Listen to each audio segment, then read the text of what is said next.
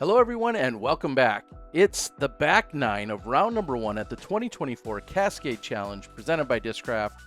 We're at the Shelton Springs Disc Golf Course. We've got an incredible feature card for you with the likes of Adam Hammis and Scott Withers. Aaron Gossage is on the card, and then rounding it out, shooting one of the better front nines, we see Ezra Robinson doing some work. He's 6 under through the front nine. And he's still here, folks. Alden Harris making his commentary debut.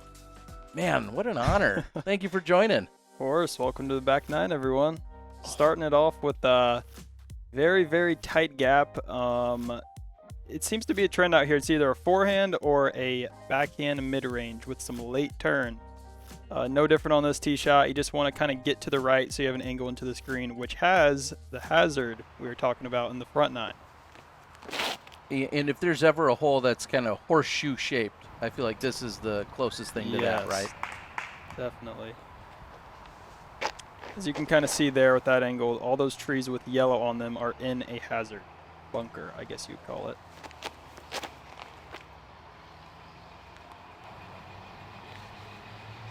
Not going to see any forehands out of Ezra? Is that? Yeah, surprising. Not really. He pretty much only throws backhands, but he's good enough with those mid-range turnovers where he can get away with it. Yeah, we've seen a lot of forehands from this card so far here in the front nine, and yet to see one from Ezra. So, like you said, it doesn't appear to be affecting him much.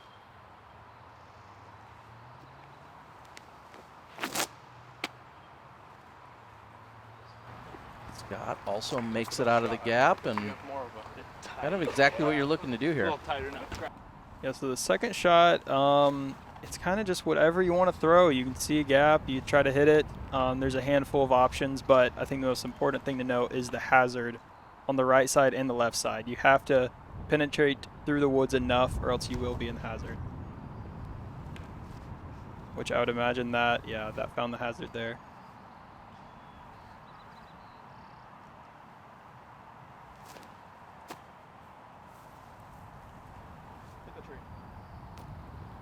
Not often do you hear someone calling to hit a tree as Hammis with his second.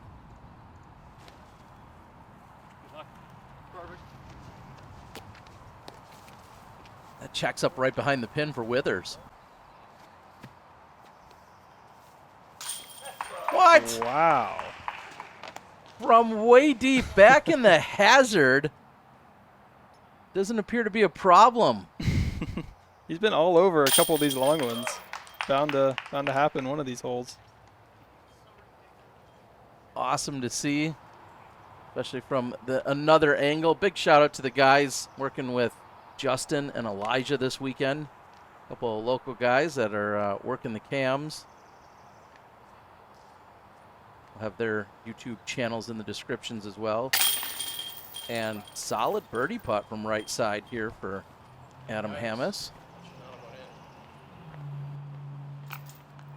Didn't feel like he was quite in position for it, but still going to result in a birdie.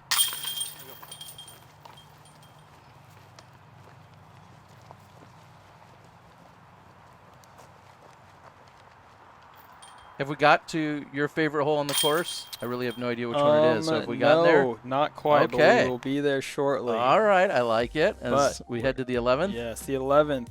The only island hole on the course. This is something we don't see often, is a wooded island hole.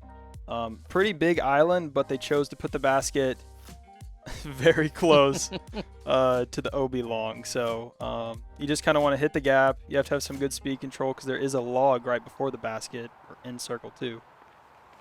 And that log actually denotes where the island used to be. Oh, really? That's what that log is, as you saw Hammis go just over the top of it. So before they expanded the island, that log is kind of an indicator of where it used to be. Glad I was not there to play it when I was there. Ezra on point. Also, obviously, that log kind of acts as a stop. You know, it's right in line with where you're trying to land and then slide to the basket. So you got to get over it or be just outside of it. And that's going to finish outside of the island and to the drop zone. Scott will go.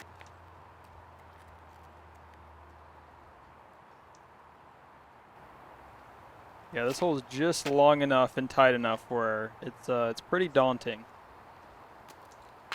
Oh man, that. Oh my goodness. Yeah, I think from the tee he could see everything that just happened there, so that's pretty frustrating. And tough to be fully committed to this bid, knowing that OB, comes in just 12 feet behind the basket. Mm-hmm. I had the pleasure of being out on the course with Mark Hill, who I've largely known from Facebook, but obviously is one of the huge driving forces behind the club and the tons of activities going on out at the course. And he was telling me a little history of this hole and how it's come about. And also talking about that log kind of reminds you of what you find over at Milo, where they have those up in those little wooded holes trying to prevent the slide up on holes, I think, 5 and 6 when you're playing in one of the Milo courses. So a little ode to that as well. So a couple of birdies. This hole very much feels like a 2 or a 4 quite often, right? Yes, for sure. It's pretty rare you see a 3.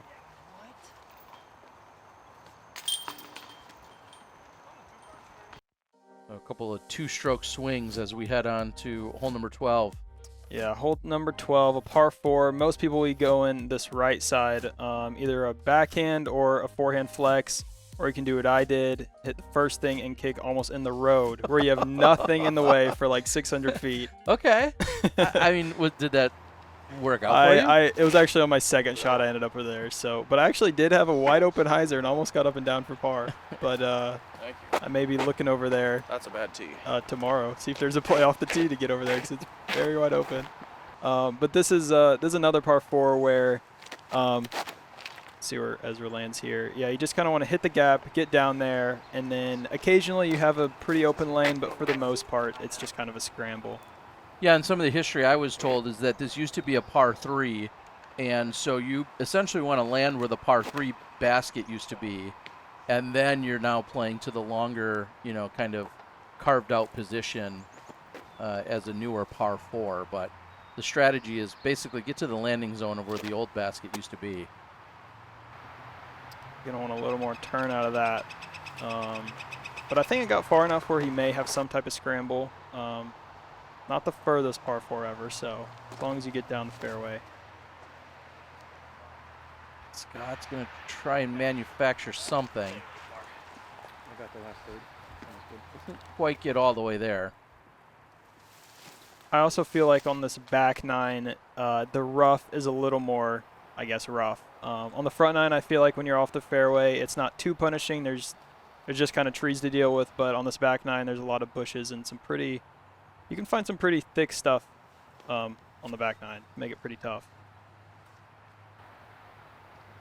Bit of an awkward stance there for Ezra, but it looks like he doesn't have a problem with it. Just comes up a little short.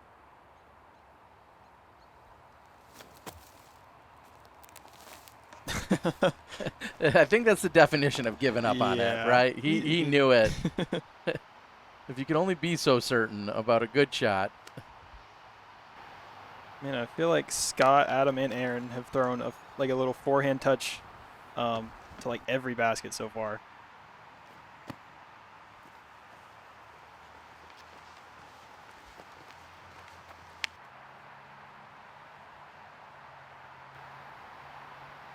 Seen Aaron, really his putter has done some work out here, and I guess here's another case where this is from circle 2, and he just keeps kind of scraping by, right? Not necessarily a great clean tee shot or a great approach, but then the putter has picked him up a number of times. Mm-hmm. Yet another birdie look, and not a problem.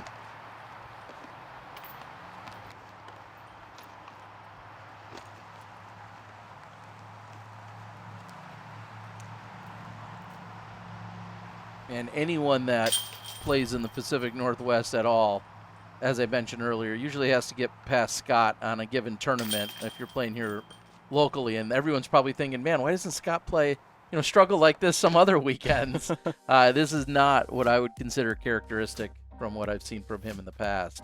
So hole 13. This is my favorite hole in the course. Really? Okay. Yes. I feel like it's basically hole 4, but like 40 feet further.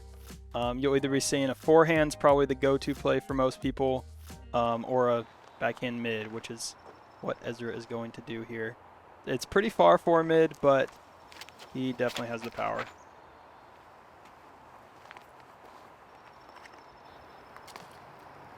Thrown to perfection, just hit a late tree there on circle's edge.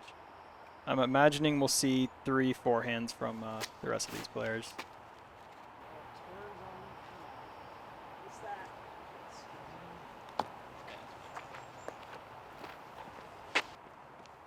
Certainly makes it look simple. And Hamas answer. Yeah, essentially. You know, you would have loved to just get past that final tree, but he'll still have a putt from inside the circle. What do you think about the little log cabin they put around the basket on this one? I love it. I love, you know, the creativity, and I think they were talking about having to ultimately put the little, you know, top on it, a roof on it at some point, as discs were probably getting lodged in there in a goofy way. But, yeah, very unique, and obviously it fits the style of the course, too. It's a very good birdie from Ezra, thrown backhand. It's a tough one to get.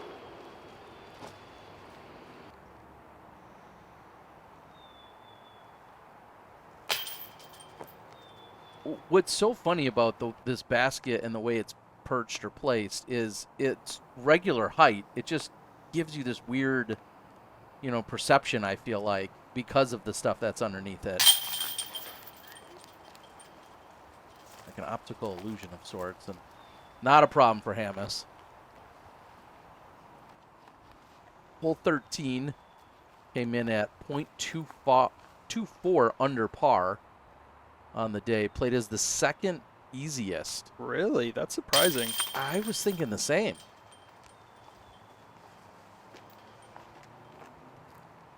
Yeah, only hole that played easier. We saw it at the end of the front 9 was hole number 8.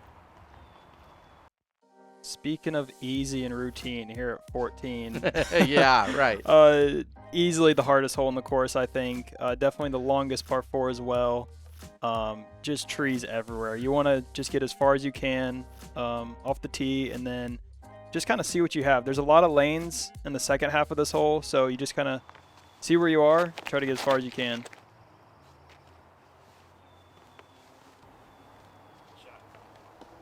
Even it hit something late there, but it's still going to be fine just because it's in the center.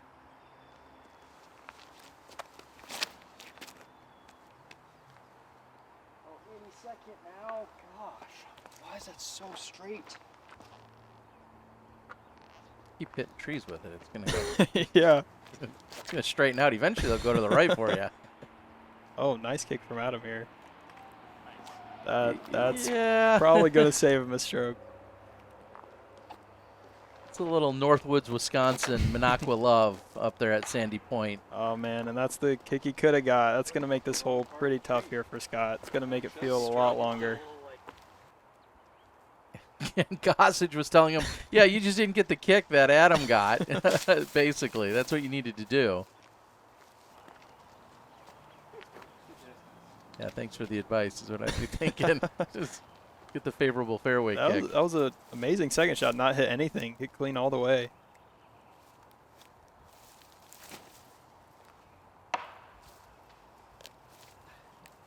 Aaron really struggled with his footing there. He took quite some time to decide if he was going to go backhand or forehand, and then ultimately went with the standstill forehand, and it didn't pan out.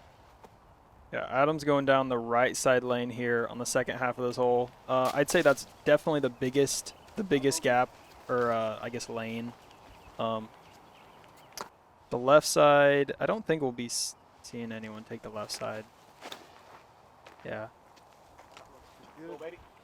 Yeah, ideally you definitely want to land on this right side just because it has more airspace and you can get further down.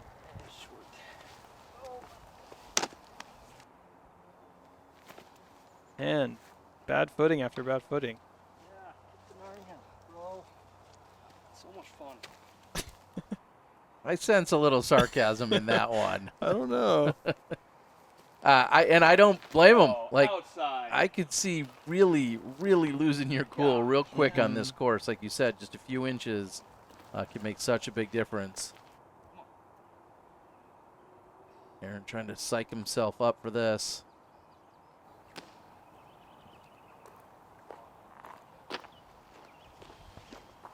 Still a long look. He's going to be relying on the putter yet again.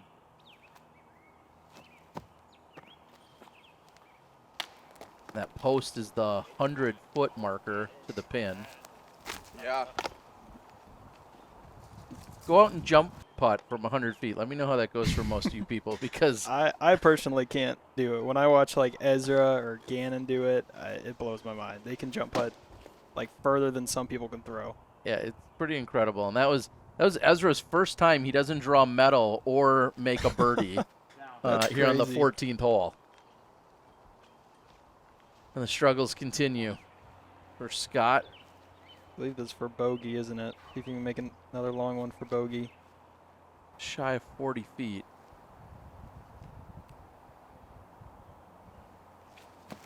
Can't do it anymore, man.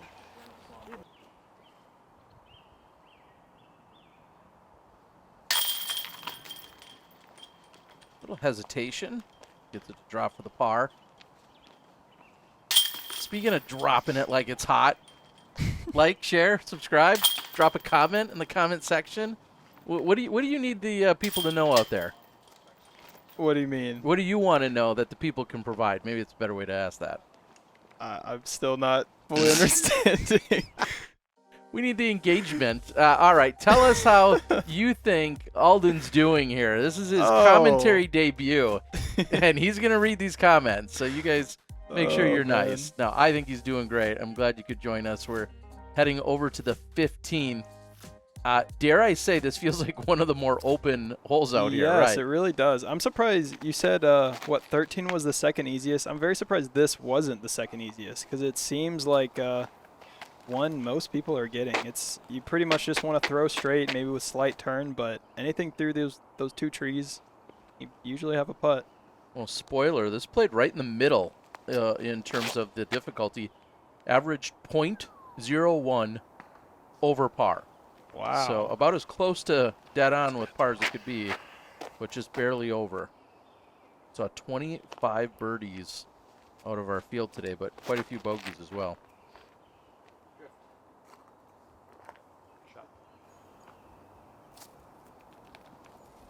Scott demonstrates kind of there. You really don't. It seems like you want to throw something with some late turn, but you can really just throw it straight and you'll have a 20-footer. It makes you feel like you need to turn it because you can't see the basket off the tee, but you really just want to go straight. And I think that's some of the best advice in general that we see from a lot of players out there is you don't have to park the shot. Just throw it dead straight and then make the 25-footer. And people get a little over-anxious or overzealous to try and possibly park the actual shot. Oh, no. Oh, boy. That did not hit at a good angle. I'm interested to see where that landed. There's not a lot of elevation on the course, and they even kind of joke that this is one of the spots that has it. That's exactly what caught Ezra's disc as it rolled down the hill. And if it rolls too far, you're going to have no ceiling. He didn't go too bad in there. Keeps the scorecard clean. Yeah, that was not the putt you want for par on this hole.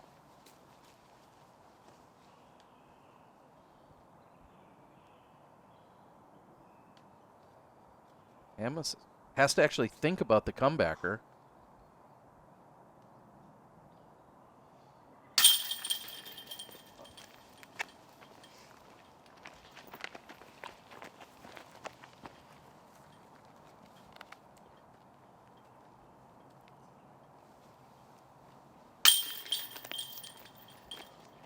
Good bounce back from Aaron after that double.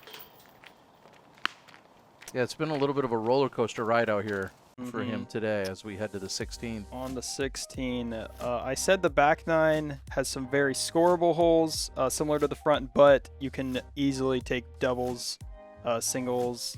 I mean, there's just so many holes in the back nine that are hard, and this is kind of the first one that comes to mind. It's so gettable, but has the tightest gap in the course, and if you hit one of these, it makes this hole so hard. Oh, gotcha. Heads up. Big one there. Does anyone take the high hyzer cheater route? Is that a Yes. thing of the past? So some people have done it. One example would be Gannon Burr last year. He Mhm. went the hyzer. Oh my goodness. Wow, just off the front. Wow. We'll take another look. Man, what a shot. He's been all over the basket in more ways than one. But yeah, Gannon tried the big hyzer last year, and I believe he ended up taking a 6. I think he was inside the circle of the last hole after one, which is, if you ever played this hole, seems hard to believe, but that's where he was. Okay, so 0 of 10 recommend. Yeah, but it's also so inviting. It seems like it would be such an easy shot.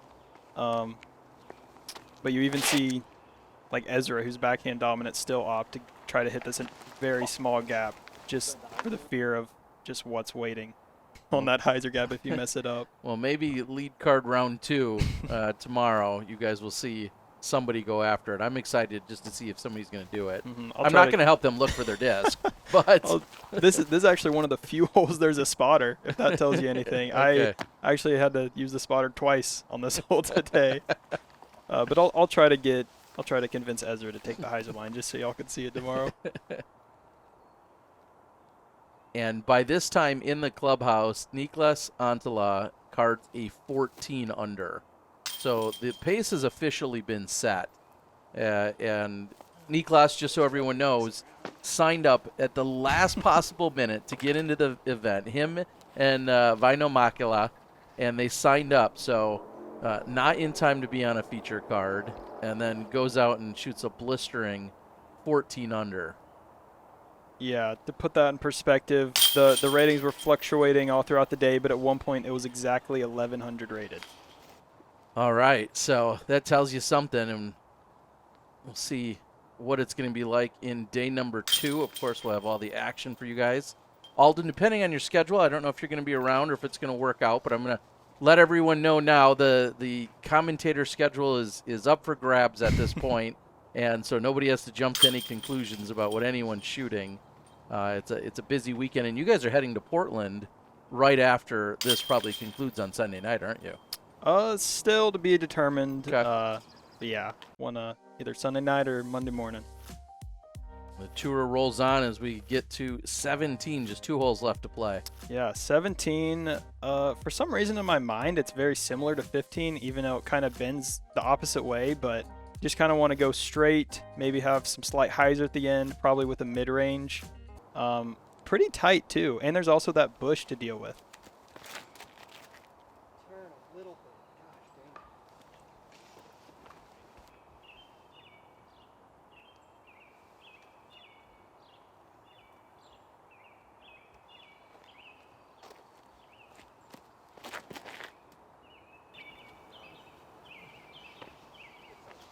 Got a little early there, but was able to fight through the trees. We'll just have a open look to get up and down for par. This is, yeah, it's pretty much exactly what we're looking for. Mid-range, it flips up a little bit. It came up a little bit short and left, but overall that's about what you're looking for on this hole. Yeah, Ezra with an opportunity to get a couple strokes closer to what we're seeing from Antila, and pretty much was keeping pace in terms of the overall score, but now has stalled out in these last couple of holes.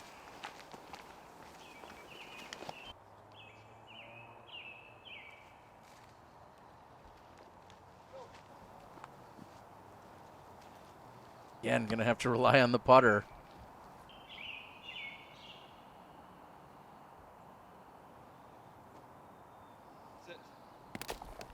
This, you mentioned the elevation on this course. This would be, I guess, the second spot on the course with elevation. There's a pretty significant drop on the backside of this basket, so any putt can definitely roll away, or if you're in the wrong spot, could just fly down the hill if you airball.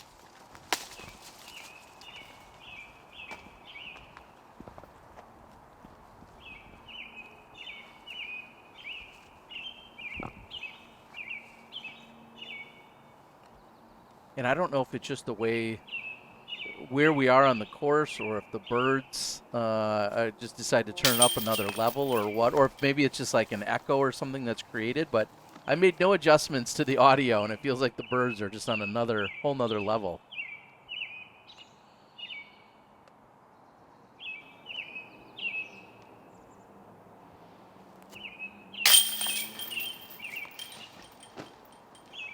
Fire behind that putt. I feel like the birds are just taunting him. Saying, Ezra, catch another birdie. Last time he had a kind of death putt on 15. He hit at a bad angle off the cage. Oh boy. That seemed like the exact same thing that happened to him on 15. Hopefully it didn't go too far.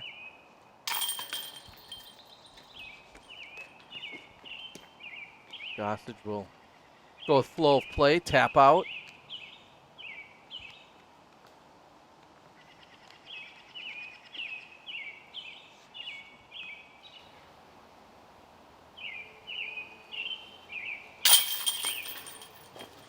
Okay, so escapes again with at least a par. But like I said, the pace that he was on has considerably slowed. Mm-hmm. Yeah, is that 4 pars in a row? Maybe 5? I think 4.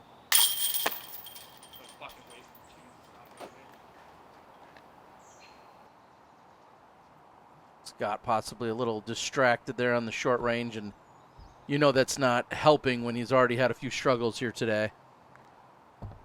Yeah, 17 is a frustrating bogey to get. You definitely want to get it down the stretch. And finally, we arrive at the 18th. It hasn't been a particularly long round, but it's testing all of your mental fortitude. Yes, this course definitely makes like a 2-3 hour round feel like a lot longer just because how stressful it is.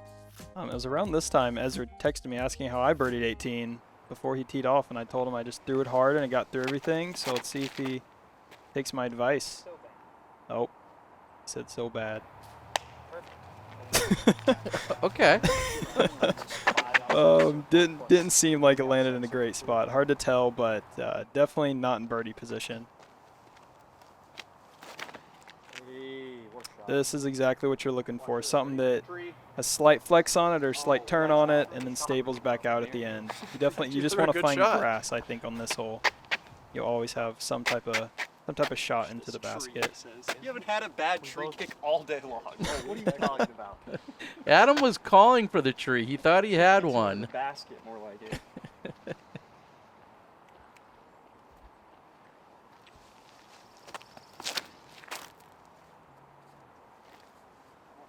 Narnia. Didn't turn it over.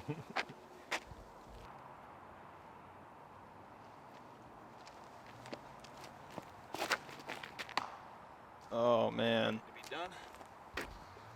Yeah, it seems like Scott just kind of wants to get off the course at this point. It's been a tough round for him. This course can do it to you. And you see the white tee there. That makes me think of the FPO coverage. That will all be coming as well. We're capturing both MPO and FPO with a very small crew this weekend, but just know that we'll have all 3 rounds of FPO action releasing shortly after the MPO action is out. I know AD got last year. Yeah. After Aaron's Narnia kick, as he said. It's Wow. good. Wow. Yeah, great forward progress. Wow, on the that is- dance floor. That's unbelievable from where he was. Heads up, just in case it hits his first tree. Hopefully it doesn't, but Was he warning the tree? That's awfully nice. oh, I hit the line. Go left. Yes. That was gonna be. It doesn't get any better than that, and the rest of the card agrees. Ezra with his second. Where is he going? No. Didn't seem to make much progress there. Probably still be in the rough, trying to save a par.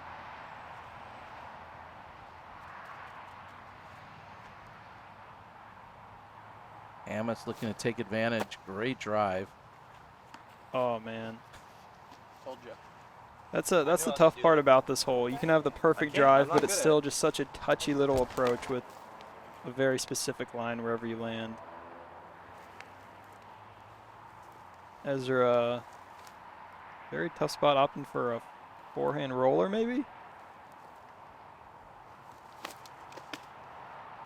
Off the tree branch. And the backstop. Oh man, what's new? Is that some of that 1040 luck that you're hoping for? Yes. Yeah, I play with Ezra a lot. No, can't help but feel like he's one of the luckiest players on tour.